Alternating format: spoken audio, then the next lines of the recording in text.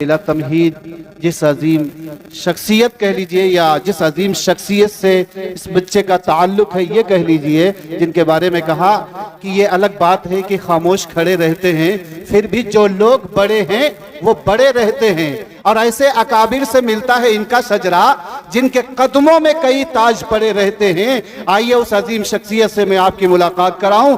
جناب حضرت مولوی احمد رشیدی صاحب جو صاحبزادہ محترم ہیں، صدر اتر پردیش جناب حضرت مولانا سید اشہد رشیدی صاحب کے یہ صاحبزادے ہیں۔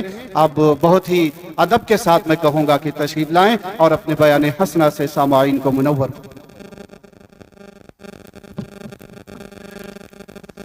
السلام علیکم ورحمۃ اللہ وبرکاتہ۔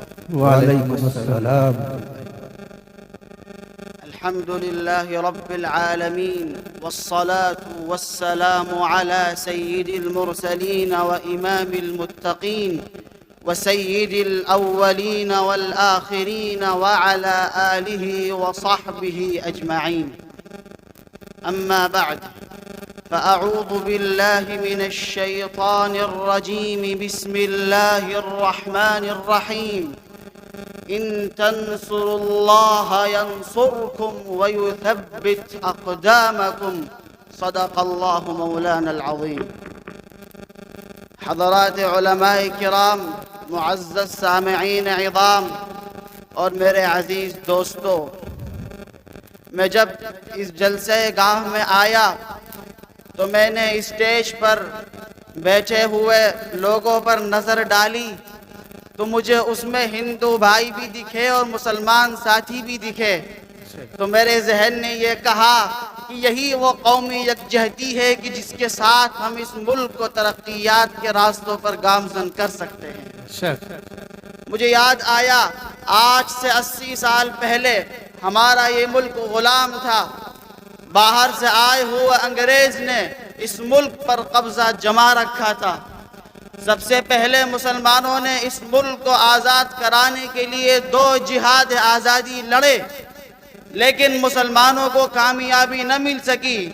سن 1831 میں شاہ اسماعیل شہید رحمت اللہ علیہ کی قیادت میں بالا کوٹ کے میدان میں 3000 علماء کرام نے جام شہادت نوش کیا۔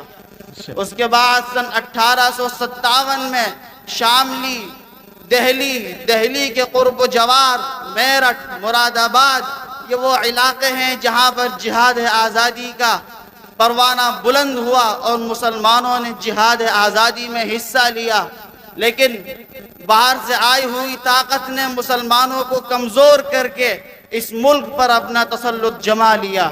چنانچہ اس جمعیت علماء ہند کے فاؤنڈر حضرت شیخ الہند مولانا محمود حسن صاحب دیوبندی سن 1919 میں جب مالٹا سے رہا ہو کر آئے تو آپ نے یہ اعلان کیا کہ آج تک ہم آزادی وطن کے لیے تنہا مسلمانوں کو لیتے چلے آ رہے تھے، ہم نے سن 1831 میں مسلمانوں کو جمع کیا اور آزادی وطن کے لیے کوششیں کی، ہمیں ناکامی ملی۔ سن 1857 میں مسلمانوں نے جہاد آزادی کیا، لیکن اس میں بھی ناکامی ملی۔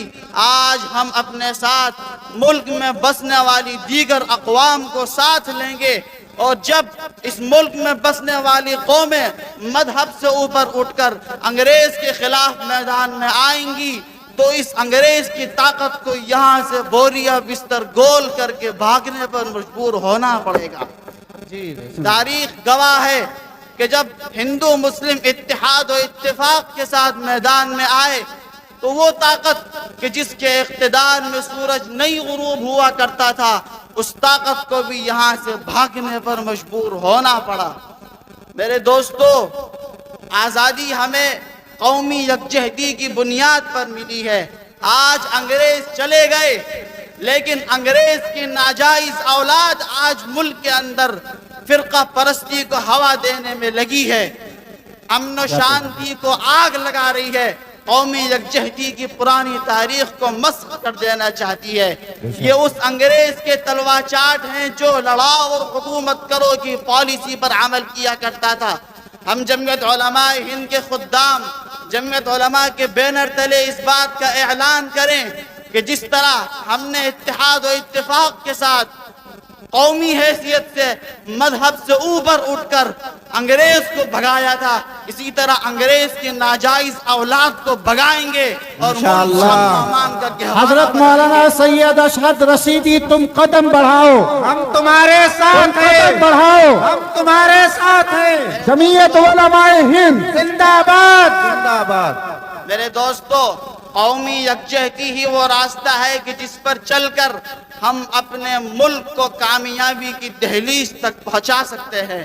ہمارے آباء و اجداد نے ہمیں یہ درس دیا ہے کہ جس ملک میں رہو اس ملک میں بسنے والی قوموں کے ساتھ اتحاد و اتفاق کے ساتھ پیش آؤ۔ اس لیے ہمارا یہ کردار رہا ہے جمعیت علماء ہند کا کہ اس نے پورے ملک کے اندر مذہب و ملت سے اوپر اٹھ کر قومی حیثیت سے ملک کی خدمت کی ہے، اور آج بھی ملک کے کونے کونے میں قومی حیثیت سے خدمت کرتی آئی ہے اور آج بھی کر رہی ہے۔ میں آپ سے یہ کہتا ہوں کہ وہ طاقتیں جو فرقہ پرستی کو ہوا دینا چاہتی ہیں، آپ ان سے اپنے دامن کو بچائیے اور امن و شانتی کی دیپ چلائیے، جبھی ہم اس ملک میں عزت کے ساتھ رہنے میں کامیاب ہو سکتے ہیں۔ انشاءاللہ۔ پہلی چیز میں نے آپ کے سامنے بیان کی قومی یکجہتی۔ میں دوسرا غرض اور مقصد جمعیت علماء ہند کا آپ کے سامنے پیش کرنے کی جسارت کر رہا ہوں، وہ ہے تحفظ جمہوریت۔ جب تک اس ملک کے اندر سیکولر نظام ہے، ہم اس ملک کے اندر اپنے دینی شرائع پر عمل کرنے میں کامیاب ہو سکتے ہیں۔ سیکولر نظام ہے کیا سوال پیدا ہوتا ہے۔ میں آپ کو یہ بتلاتا چلوں کہ سیکولر نظام، ڈیموکریسی، یہ کچھ اور نہیں بلکہ ہمارے آباء و اجداد کی قربانیوں کا نتیجہ ہے۔ جیسے جیسے ملک آزادی کے قریب آتا تھا، ہمارے آباء و اجداد حضرت شیخ الاسلام مولانا حسین احمد مدنی، امام الہند مولانا ابو الکلام آزاد، مفتی اعظم مفتی کفایت اللہ صاحب، یہ وہ لوگ تھے جو کہا کرتے تھے کہ ملک آزاد ہوتا ہے، ہمیں اس ملک کے اندر سیکولر نظام چاہیے، ہم اس ملک کو جمہوری نظام چاہتے ہیں اس ملک کے اندر، اور اس کے علاوہ کسی دوسرے نظام کو ہم قبول نہیں کریں گے۔ چنانچہ 1947 میں جب ملک آزاد ہوا، ملک کے آزاد ہونے کے بعد جب قانون سازی کمیٹی کی تشکیل کی گئی تو اس کمیٹی کے اندر امام الہند مولانا ابو الکلام آزاد صاحب شامل تھے، مفتی کفایت اللہ صاحب جو اس جماعت کے صدر رہے ہیں وہ اس کمیٹی کے اندر شامل تھے، اور یہ وہ لوگ تھے جو یہ کہا کرتے تھے کہ ہم سیکولر نظام کے قائل ہیں، اس کے علاوہ ہم کسی نظام کو اس ملک کے اندر قبول نہیں کریں گے۔